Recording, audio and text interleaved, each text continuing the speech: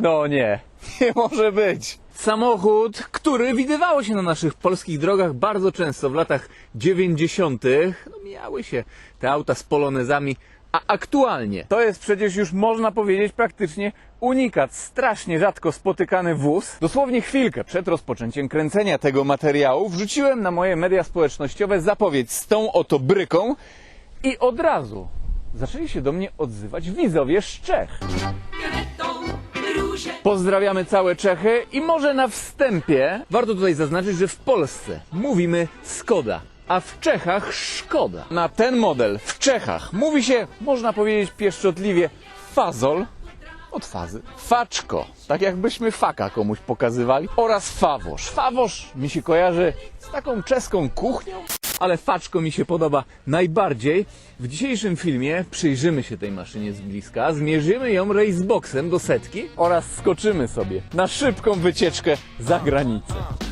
Raz, dwa, pyliny w ústech, są úspěch, kapitán dorazil. Faczko, czyli Skoda Favorit. Ten egzemplarz wyprodukowany był w 1994 roku. Limitowana wersja Silverline w najbogatszej wersji wyposażenia GLX. Historie repu im neříká vůbec. No to ci faczko, faworytkę spotkać na drodze, no to już naprawdę jest święto, a jeszcze w takiej wersji. Maszyna ta została mi udostępniona przez Maćka, jednego z widzów, i będzie brała udział w charytatywnym rajdzie Złombol. Rajd polega m.in. na zebraniu przez załogi jak największej sumy pieniędzy od darczyńców dla dzieci z domów dziecka. Także jak najbardziej szczytny cel. O, nawet tutaj są podkładki. Proszę bardzo, Złombol. Maciek, trzeba przyznać, ostry złombolowiec, w tamtym roku z ekipą pojechał do Portugalii dwusuwem Barkasem. No panie, to tutaj przy Barkasie jest kultura, jeśli chodzi o jazdę. Ogólnie te samochody, nie wiem, tak w moich oczach były porównywalne z polonezami, także dzisiaj będę troszeczkę porównywał do poloneza taką faworytkę. Nawet tak się zastanawiam, czy Skodę Favorit można nazwać taką ostatnią prawdziwą Skodą. Bo słuchajcie, faworytka produkowana była od 88 do 95 roku.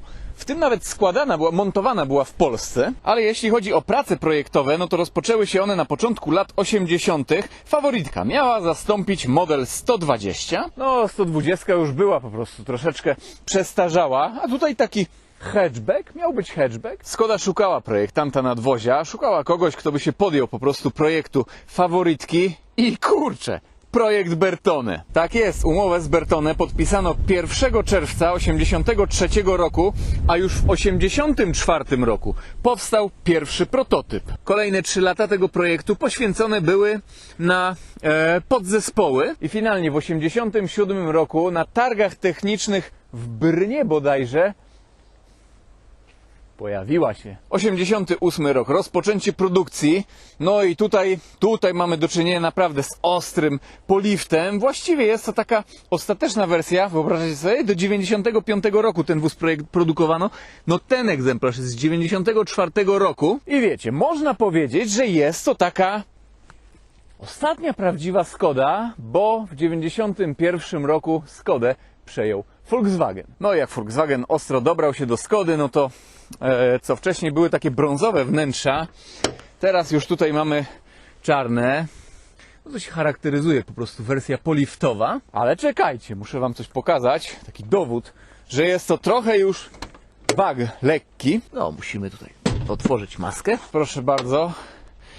Silniczek skodowski, ale o silniku porozmawiamy sobie później. Zobaczmy na dolot. Proszę bardzo, Volkswagen Audi. Jest to taka ostatnia prawdziwa Skoda, ale już tutaj WAG sobie troszeczkę zaczął działać. Ogólnie z tego co słyszałem, no to Felicia już jest taką volkswagenowską Skodą, dajmy na to, aczkolwiek Felicia jest po prostu takim bardzo, bardzo grubym liftem faworytki. Nie weryfikowałem tego jakoś dokładnie, ale podobno nawet szyby z faworytki pasują do Felicji. Przeżyłem naprawdę gruby mindfuck, jak się o tym dowiedziałem, jeśli chodzi o wygląd zewnętrzny. Proszę bardzo, Bertone, Polonez, Giugiaro, Bertone, powiedzmy mamy remis. Wygląd zewnętrzny faworytki jest charakterystyczny, nie jest nijaki. Jeśli chodzi o design, no to są ostre lata 80. Jak dla mnie faworytka wygląda tak, jakby, nie wiem, troszeczkę może do Old Cita jakiegoś albo Citroena starego podobna. Albo gdyby na przykład Lotus miał projektować hatchbacki, no to właśnie tak by wyglądał Lotus w hatchbacku. Wiem, że to trochę dziwne, ale kurczę... O! Tesla Cybertruck. Tesla teraz ma wprowadzić ogólnie jakiś model do $25,000 budżetowy i kurczę mógłby w sumie tak nawiązywać do Cybertrucka. Taka Tesla 2 by była. Dla mnie spoko, mi się podoba. Egzemplarz ten to wersja Silverline, limitowana, tylko i wyłącznie oferowana na eksport. Jest to rynek niemiecki. W ogóle teraz Maciek ma ten samochód i jest drugim właścicielem. Pierwszy właściciel, Niemiec, rocznik 32 bodajże, kupił sobie ten samochód jako nowy. Dodatkowo faworyt GLX. GLX to jest wersja wyposażenia. Tylko wiecie, lepsze wyposażenie w takiej Skodzie oznacza na przykład to, że mamy obrotomierz, cyfrowy zegarek. W ogóle cyfrowy zegarek, ja pierniczę. No zdecydowanie coś dla mnie, patrzcie. Tesla. Mówiłem, taki Cybertruck trochę czeski. Jeśli tak się przyjrzymy temu egzemplarzowi, no to proszę, mamy tutaj takie winyle, no troszeczkę po nich już widać ząb czasu, takie blizny. Mimo wszystko auto fajnie się zachowało. 104 000 kilometrów przebiegu mniej więcej. Mamy dymione, oryginalne lampy. Takie lampy na forach aktualnie używane kosztują mniej więcej 1200 zł. Proszę bardzo. Chlapaczyki oryginalne, hak, prawdziwa końcóweczka układu wydechowego, ale tutaj te włókna do ogrzewania szyby mają designerskie kształty. Auto wygląda jakby projektowano je od ekierki, ale pełno tutaj jest tych podcięć. No, cały właśnie klimat, zobaczcie, Silverline. Ładne to jest. Też wszystkie te naklejeczki jak w Alpinach. Tutaj się ta kończy oryginalnie. Hashtag design. Chłopie, jak komuś to nie pasuje, no to znaczy, że się nie zna. Bertone. Lusterka, proszę, czarne, plastikowe, Skoda. Felgi zostały tutaj zmienione na BBS-y, bodajże z Golfa trójki po lifta. Ja w moim pierwszym samochodzie, jaki miałem, właśnie to był Golf trójka GT, miałem takie felgi, były one całe srebrne. Jednak tutaj są one... Wnęki są polakierowane na złoto, ten kapselek też i tutaj wierzchnia część jest polerowana.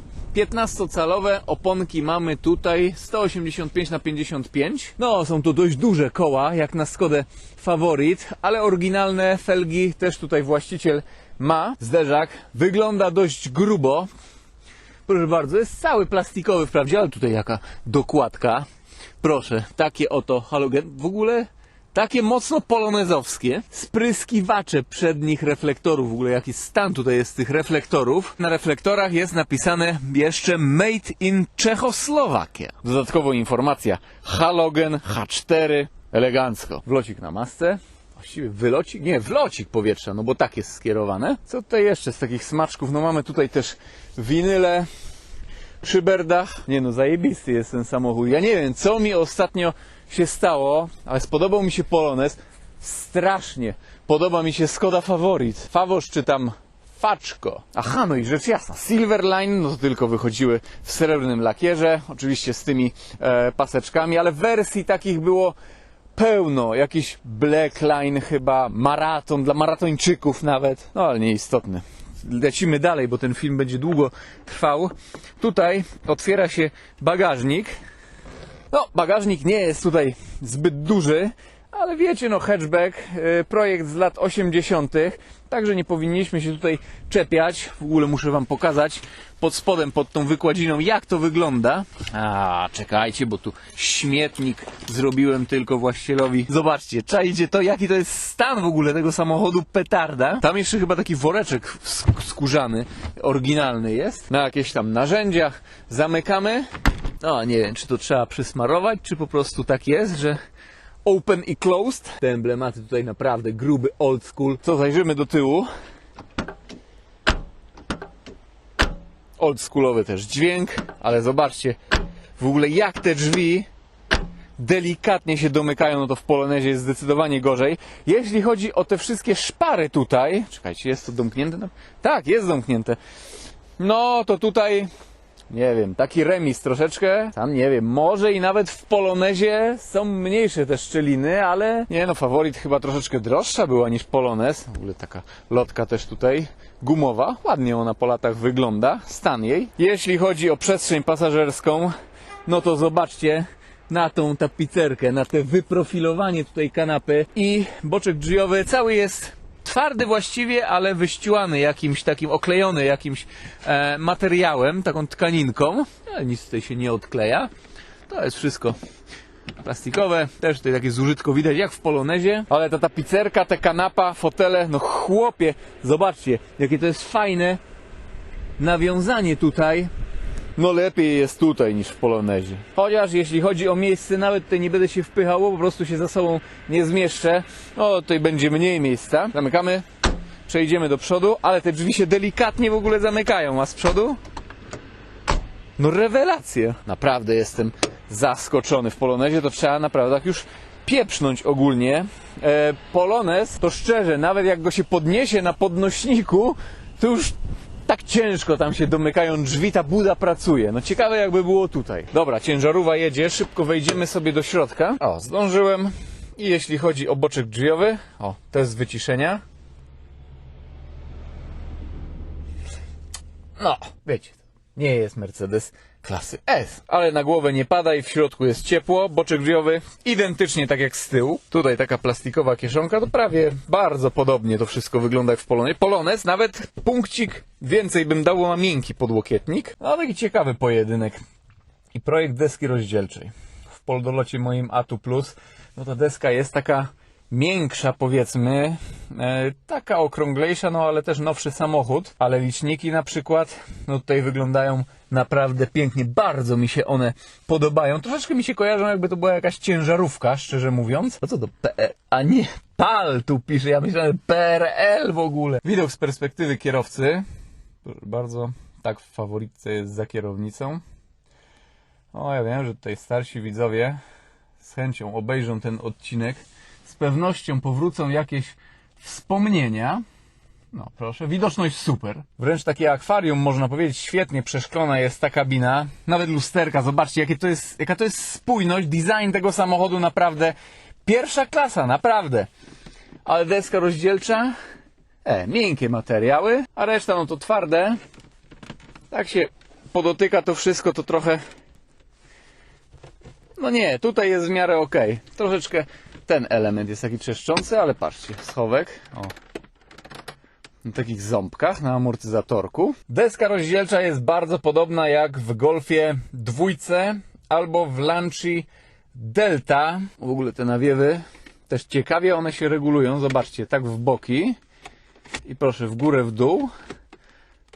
Ale gdy tak zrobimy sobie w bok i chcemy do góry, no też mamy to ograniczone. No to tak troszeczkę chyba ktoś nie przemyślał. Te przyciski tutaj. No, tak one sobie chodzą. Fajnie. Tak wyraziście i mięsiście na takiej sprężynce. Kierownica troszeczkę smutna jest. Nawet nie ma tutaj klaksonu, tutaj jest. Jakby tutaj takie oczka dorobić, no to po prostu wyglądałaby jak taka smutna buźka. Jest cała cieniutka, taka malutka.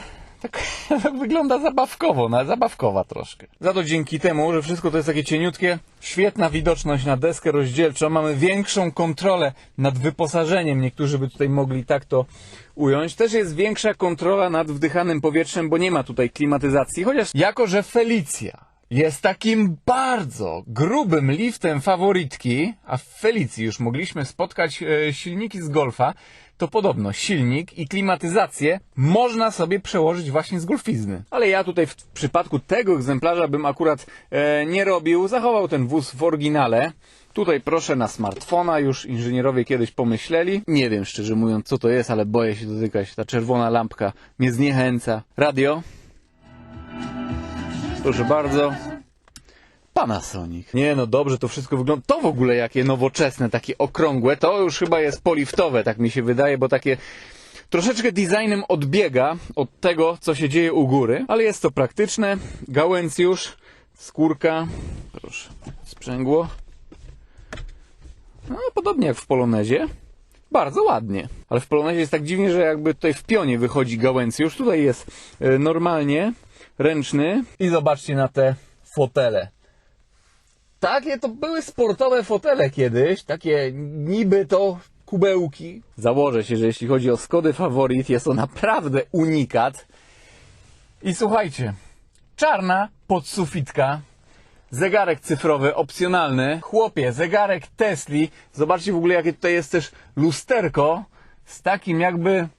Cholera wie, co to jest. Tak dziwnie to wygląda strasznie. Z jakąś szybką. Jeszcze tutaj zobaczmy. No, nie patrzymy. Nie, tu jest lusterko jakieś. Takie jakby doklejone, ale jest. Szyberdach, proszę. Analogowy, pełna kontrola. I emblemacik Skody. Oryginał, OM. No dobra, ten test będzie długi. Zajrzyjmy pod maskę jeszcze. No, w Favoritkach każdy silnik miał pojemność 1.3. Właściwie od początku to był, można powiedzieć, taki jeden silnik, który był ciągle modyfikowany. Pojemność bodajże 1289 cm3. Na początku taka Favoritka wychodziła z gaźnikiem. Była to właściwie Skoda Favorit 135e wtedy. A tutaj mamy oznaczenie 1.3i, nie ma gaźnika, monowtrysk, Boscha. Proszę bardzo, technologia. WAG, hashtag WAG Nation. Trzeba przyznać, wszystko wygląda to dość prosto, jeśli chodzi o moc i moment obrotowy. Faworitki mogły mieć chyba minimalnie 50 koni mechanicznych. Wiecie co, w ściągawkę muszę spojrzeć. A nie, moce zaczynały się od 54 koni mechanicznych, a kończyły, o tutaj były 58 koni mechanicznych, 60, 61 i 68. Tutaj jednak w naszym Silverline mamy 54 konie mechaniczne, czyli taki bazowy silnik, można powiedzieć, z tych lat. I 94 Newta. No kurczę, newtonometrów więcej niż nie jeden motocykl. Ale o dziwo, czekajcie, zamknę sobie maskę, tylko potrzebne mi dwie ręce. O dziwo, ta maszyna odpycha się całkiem zwinnie. Powiedzmy, bądźmy obiektywni, oczywiście nie jest to jakiś hot hatch czy tam sportowy samochód, ale do codziennego śmigania jak najbardziej. A wiecie dlaczego? Coś wam pokażę. Cyk i teraz patrzcie. Jedną ręką. A nawet nogą tutaj, proszę bardzo. Ten samochód jest bardzo lekki. 840 kg. Panie drogi, to jeszcze popchałem go pod wiatr. No ale pchnijmy go do tyłu. Zobaczcie. Dosłownie ruszamy go delikatnie. Strasznie leciutki. Dzięki czemu przyspieszenie do pierwszej setki według deklaracji producenta to jedynie 17 sekund. Oczywiście nie byłbym sobą, gdybym nie zweryfikował tego raceboxem.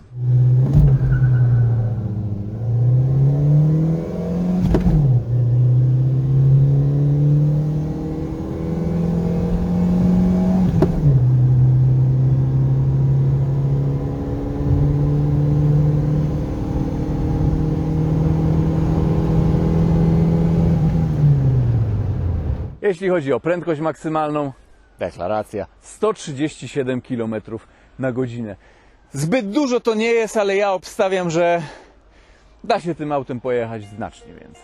To czas na moją deklarację. Myślę, że możemy przenieść się na parking przed przejściem granicznym w Kołbaskowie. To jesteśmy na miejscu. Ciekawie się jeździ tym samochodem, ale nie jest to demon prędkości. Będzie no, zamiast 17 sekund osiągnąłem 19, ale po prostu myślę, że to jest tylko wina dużych kół, jak na Favoritkę, jak na faczko. Palimy tą bestię i przy tym soundcheck.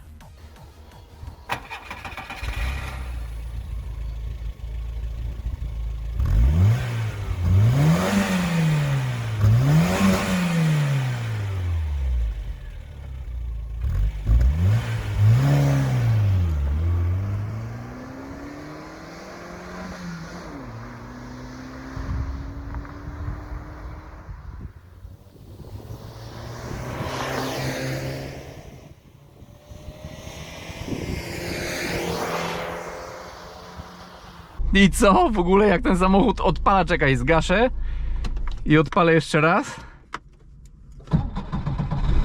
Tak jak kaszlanka. No i dobra, będziemy jechać. Światła sobie włączymy. W ogóle jak tutaj tak luźniuteńko te wskazówki chodzą. Nie, prędkościomierza wskazówka, no to taka jest dosyć dokładna, ale słychać te takie że to po prostu na linkę wszystko analogowe. Większa kontrola nad prędkością jest. W Polonezie też tak jest. Ale jeśli chodzi o osiągi, oj, to Polonez to tak jakby to był Golf 1.0 TSI, a Polonez taka no, S5 Audi na przykład.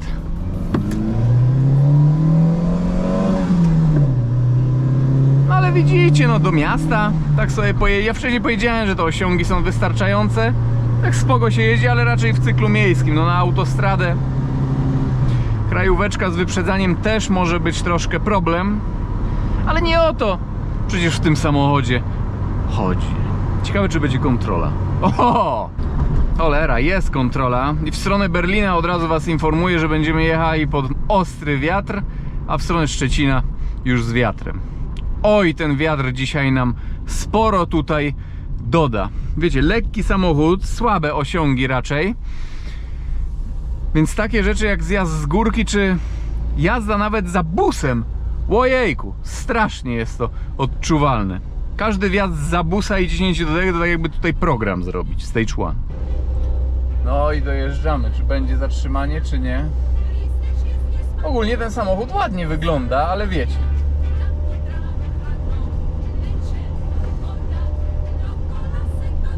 Dobra, mam nadzieję, że perspektywa jest ok. Decha. Dobra. I tutaj już niemiecka strona, odcinek bez ograniczeń. DSG? DSG! No ale widzicie, tutaj naprawdę będzie gruba walka.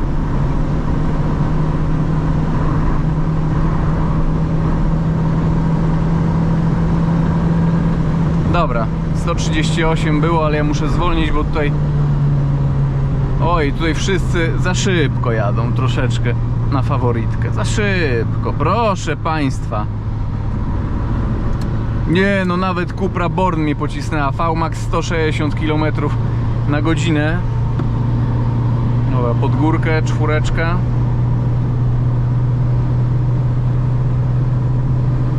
Ale szacuneczek, no większe koła chyba tutaj mamy, dlatego praktycznie nie ma przekłamania licznika. Nawet korzystniej tutaj GPS pokazuje. Tak, GPS kilka kilometrów na godzinę wyżej niż prędkościomierz. O, 120 według prędkościomierza. No mamy 124. Więc co, sprawdzimy sobie prędkości obrotowe. 120 licznikowe. To jest 2412 stówka, ale naprawdę aż szkoda mi tutaj do cholery zwalniać, bo ciężko później się napędzić. No trzeba walczyć o tą prędkość. Stówka, szczególnie jak pod wiatr jedziemy. No to już poniżej 3000, 2840. No i 80. O, ale boję aż się tutaj jechać. Wszyscy takie 140. Jak ktoś jedzie, to już naprawdę pędzi. Tak przynajmniej z faworytki się by wydawało. 80 to 2274. No i to takie z piąteczki depnięcie pod wiatr. Nie. Nine. Nie chcę faworytka i za bardzo. Tu trzeba na czwóreczkę po prostu dać. No i od razu idzie, chciałem powiedzieć. Tak idzie no. Poczekajmy na Hyundai'a i rozpędzimy się za nim w cieniu aerodynamicznym. Przynajmniej się postaramy, ale będzie ciężko. Dobra, tak z boku przytulimy się do krawędzi pasa. No! Od razu to pomaga. Nawet na lewy możemy wjechać. Zobaczcie, ile cienia aerodynamiczny daje w tym aucie przy tych mocach. No, wskazówka poziomu paliwa w ogóle, taki luźny Kazio, luźny Ryszard i wiotki Kazio. Obrotomierz też przy zmianach biegów to... Nie no, śmiesznie. Śmiesznie. Faworytka na próbę autostradową. No budzika raczej dzisiaj nie zamkniemy, paczka 8 jest na budziku, jeszcze z tym przekłamaniem. Zobaczymy, wiecie co? Ja tutaj za chwilę, tak się rekreacyjnie troszeczkę bujny za kimś, a muszę sobie kogoś upolować, a rozpędzimy się już w drugą stronę, w stronę Szczecina. Znaczy wiecie, rozpędzimy, na maksa rozpędzimy. Odcinek specjalny zaraz będzie z górki. Tutaj Skoda już się ustawiła na lewym pasie. Normalnie bym marudził, że ojej, wyprzedzanko. A teraz nawet się trochę cieszę.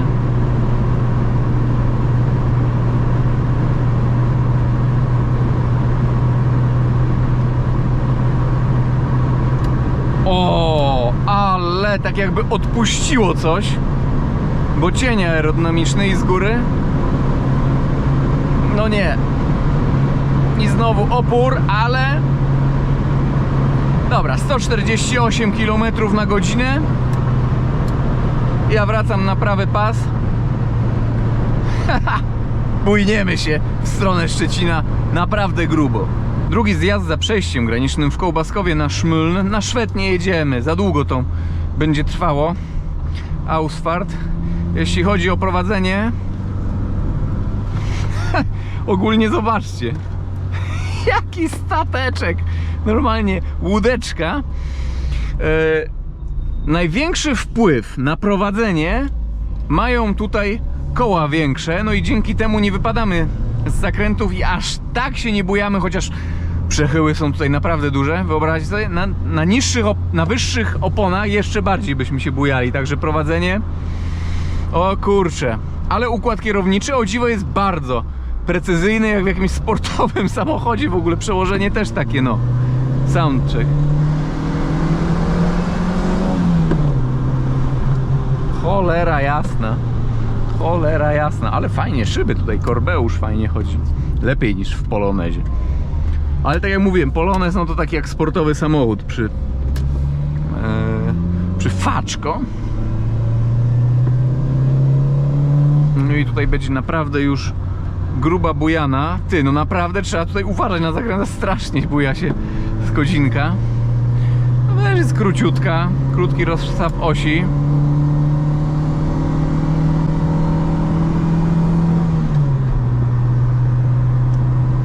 No już jest zdecydowanie lepiej, zdecydowanie lepiej. O Jezu, ktoś tam pędzi, dobra, damy radę. Nie, no teraz to nawet pod górę idzie jak przecinak. 125. Ale przydałoby się kogoś w cieni aerodynamicznych tak wziąć. No dobra. Ale zobaczymy, no. Tu na 100% będzie nasza chwila prawdy.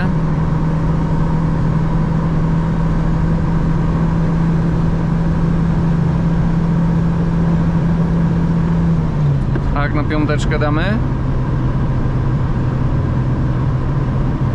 No!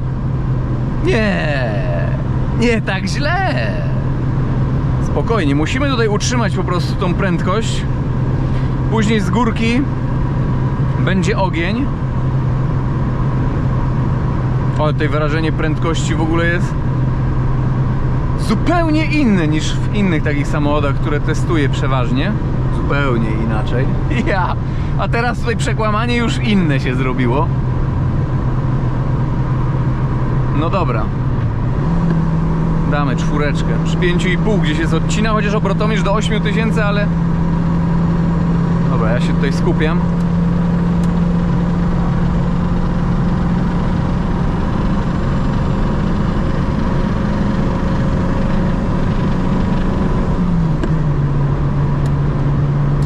Dobra, 154,5.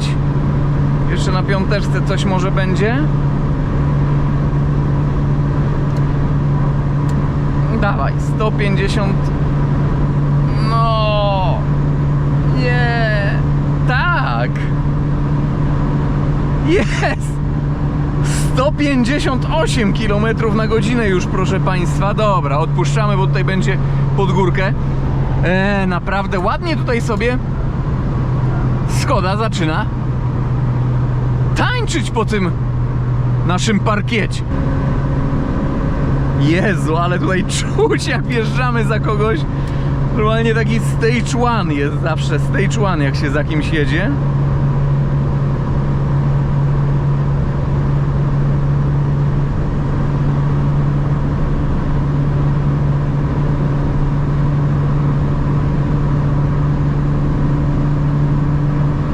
Dobra. Dobra. O, i busy. 160 widzę już było.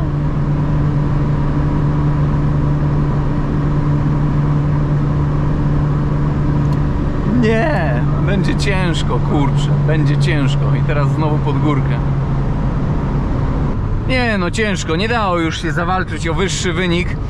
160 km na godzinę według GPS-u, taka prawdziwa, sprawiedliwa prędkość, 137 wpisane, także skorzystaliśmy tutaj z warunków panujących dookoła. Nie, no faworytka sobie bardzo dobrze poradziła, bardzo dzielnie, jednak no wyszło, że tutaj Polones jednak no jest trochę szybszym samochodem, ale mimo wszystko było bardzo fajnie i sam nie wiem, czy faworytka nie będzie bardziej klimatyczna niż Polones. Na pewno mi się bardziej podoba.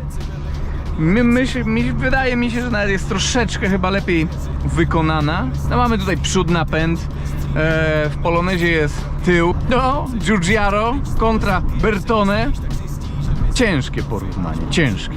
No i dobra, myślę, że w tym odcinku to by było na tyle. Mam nadzieję, że ten wóz, jak i ta próba autostradowa, ta cała prezentacja, ten cały film mi się niesamowicie podobały. Było to coś wspaniałego.